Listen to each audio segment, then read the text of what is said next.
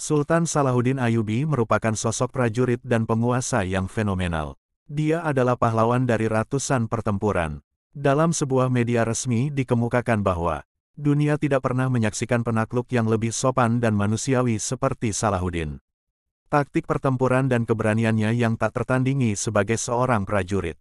Kenegarawanan yang heroik dan kekuatan karakternya membuatnya dihormati bahkan oleh musuh-musuhnya. Dia dikenal karena membebaskan kota suci Yerusalem dari tentara salib. Alih-alih menjadi sosok yang dibenci di Eropa, ia menjadi contoh terkenal dari prinsip-prinsip kesopanan. Perang salib mewakili perang paling dahsyat dan terpanjang dalam sejarah umat manusia. Pada puncak kekuasaannya, ia memerintah Mesir, Suriah, Mesopotamia, Hijaz, dan Yaman. Sejarah mencatat ada dua pencapaian utamanya yang diakui tidak hanya oleh dunia Muslim tetapi juga musuh-musuhnya. Salah satunya adalah perang melawan tentara salib dan kedua, merebut Yerusalem. Sultan Salahuddin Ayyubi lahir pada 532 H. 1137 M. di Tikrit di tepi barat Tigris antara Mosul dan Baghdad. Dia sangat disayangi oleh ayahnya, Ayyub. Keluarganya memiliki latar belakang dan keturunan Kurdi. Pada Juli tahun 1187 Salahuddin merebut sebagian besar kerajaan Yerusalem. Pada tanggal 4 Juli tahun 1187, di pertempuran Hattin, ia menghadapi pasukan gabungan Gay de Lusignan, permaisuri Raja Yerusalem dan Raimon III dari Tripoli. Dalam pertempuran ini saja pasukan tentara salib sebagian besar dihancurkan oleh tentara Salahuddin. Kekalahan itu adalah bencana besar bagi tentara salib dan titik balik dalam sejarah perang salib.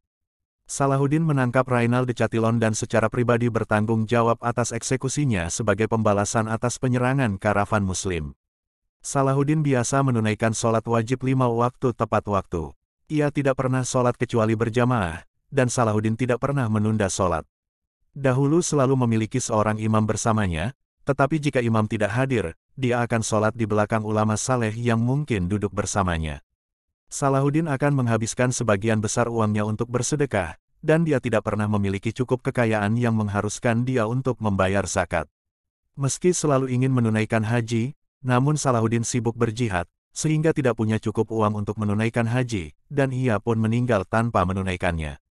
Untuk menjadi pemimpin, seseorang harus berani, tegas, dan berkemauan keras, namun penyayang, adil, dan baik hati. Pada Senin dan Kamis, Salahuddin biasa duduk dan mendengarkan keluhan rakyatnya dalam sidang yang dihadiri oleh ahli hukum, hakim, dan cendekiawan. Dia kemudian akan menghabiskan 1 jam di siang atau malam hari untuk menulis komentar dan pendapatnya tentang setiap petisi. Dia tidak pernah mengecewakan siapapun yang meminta bantuannya. Salahuddin tidak pernah berbicara buruk tentang siapapun, dan tidak pernah mengizinkan siapapun untuk melakukannya di hadapannya. Dia tidak pernah mengucapkan kata-kata kasar dan tidak pernah menggunakan penanya untuk mempermalukan seorang Muslim. Ketika musuh utama Salahuddin, Raja Inggris Richard de Lionheart, jatuh sakit, dia bertanya tentang kesehatannya dan mengirimkan buah-buahan serta es kepadanya. Tentara salib, yang lapar dan dilanda kemiskinan, tercengang dengan kesopanan dan belas kasihan yang mulia dari musuh mereka. Salahuddin meninggal pada usia 57 tahun. Harta miliknya hanya 47 dirham dan 1 dinar. Dia tidak meninggalkan harta tetap atau warisan lainnya.